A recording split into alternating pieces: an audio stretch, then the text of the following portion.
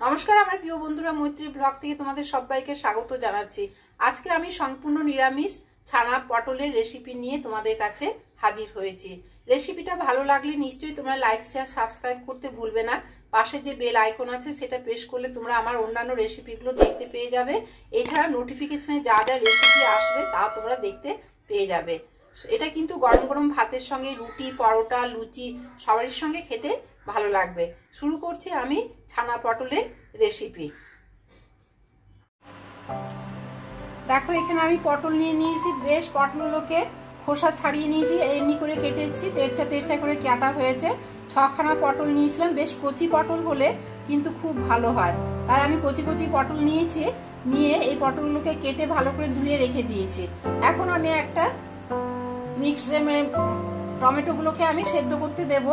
এমনকি অন্য মশলাগুলো, এখানে 3টে টমেটো আছে আমার। জল আগে দিয়ে দিয়েছিলাম, জলের মধ্যে জল গরম হয়ে এসেছে। টমেটো আমি দিয়ে দিলাম, একটু ভালো করে পেস্ট করব বলে একটু সেদ্ধ করবো। আর এখানে আমি শুকনো লঙ্কা নিয়েছি, 2খানা শুকনো লঙ্কা। যে যেমন ঝাল খাবে সেই স্বাদ অনুসারে শুকনো লঙ্কাটা নেওয়াই ভালো। আর এখানে আমি কাজু বাদাম নিয়েছি, আর আদা নিয়েছি। আদা হাফ ইঞ্চির মতন আদা নিয়েছি। নিয়ে আমি একটু জলে এগুলোকে ভাপিয়ে নেব। আমার এখানে 500 লিটার দুধের ছানা করেছি। ছানাটা আমি ভিনিগার দিয়ে ভালো করে দুধটাকে ফাটিয়ে দিয়েছি। এই যে ছানা আমি এখানে করা আছে, এই ছানাকে আমি ভালো করে স্ট্রেনার দিয়ে ভালো করে ছেঁকে নিচ্ছি। জলটা ভালো করে আমি ছেঁকে নেব। এই টমেটোর সঙ্গে আমি হাফ চামচ লবণ দিয়ে দিলাম।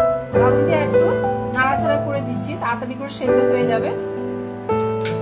আমি ছানাগুলোকে সেদ্ধ, ছানা আমি জল শুদ্ধ আছে এখানে, আমি স্ট্রেনার দিয়ে ছেঁকে নিচ্ছি। দেখো আমার টমেটোগুলো কিন্তু সেদ্ধ হয়ে গেছে। আমি এরপর নামিয়ে রাখছি টমেটোগুলোকে। তারপর আমি মিক্সিতে এগুলোকে পেস্ট করব। এমনকি জলটা আমার কাজে লেগে যাবে, জল আমি ফেলবো না। এই যে এগুলো ছেঁকে নেব, কাজু বাদাম, আদা আর শুকনো লঙ্কা আমি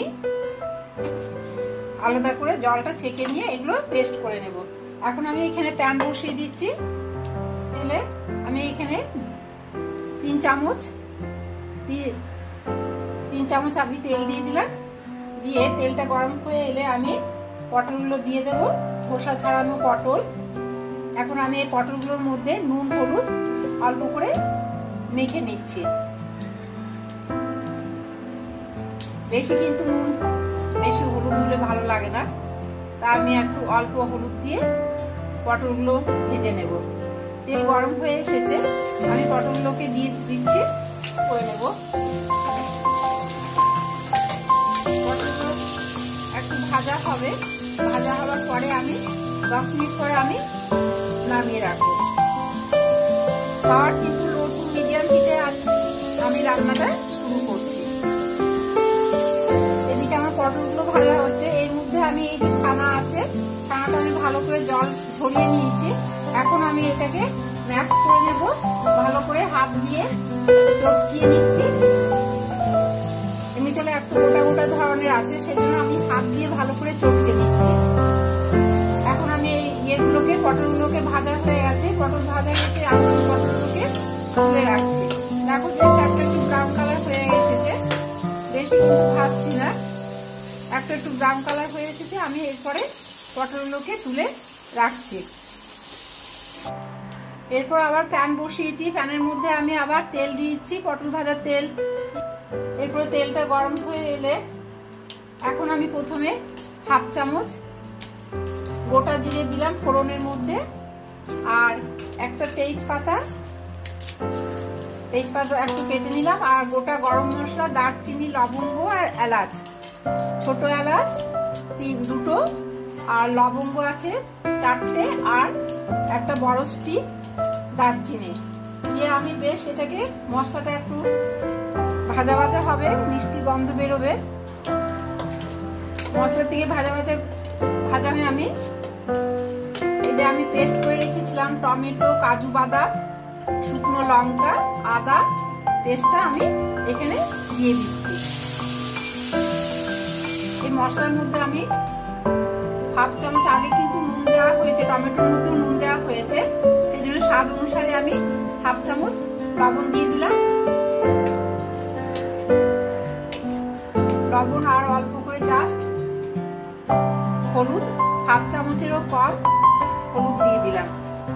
ভালো করে মশলা আমি কষবো। এই পেস্টের মধ্যে আমি কতগুলো শুকনো মশলা আমি ইউজ করছি। এখানে 1 চামচ জিরের গুঁড়ো, হাফ চামচ ধনের গুঁড়ো, শুকনো লঙ্কা গুঁড়ো আমি অল্প করে দিচ্ছি, যেহেতু আগে আমি শুকনো লঙ্কা, গোটা শুকনো লঙ্কা পেস্ট করেছি। হাফ চামচ শুকনো লঙ্কা গুঁড়ো আর কাশ্মীরি লঙ্কা গুঁড়ো 1 চামচ দিয়ে আমি, আর এর সঙ্গে আমি 1 চামচ মিষ্টি দিলাম। মিষ্টিটা স্বাদ অনুসারে দিতে হবে, যে যেমন মিষ্টি ঝাল খায় সেভাবে দিলে ভালো হবে। এখানে আমি অল্প জল দিয়ে দিচ্ছি, যে মিক্সিতে ধোয়া জল বা টমেটো সেদ্ধ করা জলটা অল্প করে দিলাম, দিয়ে আবার ভালো করে কষবো। কিন্তু লো টু মিডিয়াম হিটে আমি মশলা কষতে থাকি। দেখো এখন মশলা থেকে তেল বেরিয়ে এসেছে, এখন আমি পটলগুলোকে দিয়ে দিলাম। পটলগুলো দিয়ে আবার মশলাটাকে আরো ভালো করে কষবো। যত 5 মিনিটের মতন কষবো আমি। মশলা হয়ে গেছে, 5 মিনিট পরে আমি একটু জল অ্যাড করছি। জল দিয়ে আমি অল্প 5 মিনিটের মতন ঢাকা দিয়ে রাখবো। পটলগুলো আগেও ভাজা অবস্থায় সেদ্ধ হয়ে গেছে, কিন্তু এই যে মশলাগুলো পটলের মধ্যে ঢুকে যাবে, সেই জন্য অল্প আমি 5 মিনিটের মতন ঢাকা দিয়ে রেখে দিচ্ছি। দেখো 5 মিনিট হয়ে গেছে, 5 মিনিট পর ঢাকা খুলে দেখি পটলগুলো সেদ্ধ হয়ে গেছে, এমনকি মশলাও বেশ কষানো হয়ে গেছে। এই সময় আমি এই যে ছানা ম্যাক্স করে রেখেছি, মানে ভালো করে মেখে রেখেছি, ছানা আমি উপর থেকে দিয়ে দিলাম।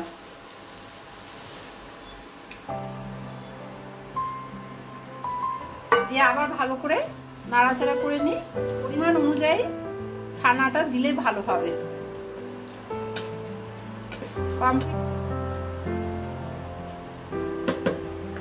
উপর থেকে ছোট চামচের 1 চামচ আমি গুঁড়ো গরম মশলা দিয়ে দিলাম। দিয়ে ভালো করে আবার নাড়াচাড়া করে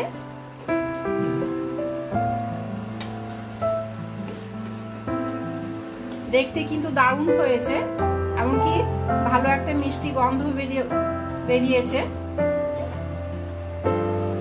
ছানা পটলের রেসিপিটা কেমন হয়েছে তোমরা নিশ্চয়ই কমেন্ট বক্সে জানাবে।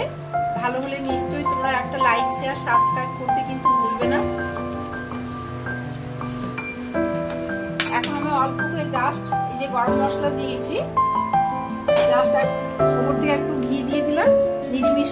নিরামিষ রান্নার সময় একটু ঘি দিলে কিন্তু, ঘি বা একটু মিষ্টি মিষ্টি হলে খেতে কিন্তু খুব ভালো লাগে। এছাড়া তাই আমি অল্প করে জাস্ট একটু ঢাকা দিয়ে রাখছি। 2-3 মিনিটের মতো ঢাকা দিয়ে রাখলাম। ঢাকা খুলে আমার কমপ্লিট হয়ে গেছে ছানা পটলের রেসিপি। এরপর আমি একটা অন্য পাত্রে ঢেলে রাখছি। দেখো আমার ছানা পটলের রেসিপি কমপ্লিট হয়ে গেছে। রেসিপিটা কেমন লাগলো তোমাদের কাছে? ভালো লাগলে নিশ্চয়ই তোমরা একটা লাইক, শেয়ার, সাবস্ক্রাইব করতে ভুলবে না। এছাড়া পাশে যে বেল আইকন আছে সেটা প্রেস করলে তোমরা আমার অন্যান্য রেসিপিগুলো দেখতে পেয়ে যাবে। এছাড়া নোটিফিকেশনে যা যা রেসিপি তোমাদের কাছে শেয়ার করব তাও তোমাদের কাছে চলে যাবে। আজকে এই পর্যন্ত, পরের রেসিপি নিয়ে আবার তোমাদের কাছে ফিরে আসবো। তোমরা ভালো থেকো, সুস্থ থেকো, বাই।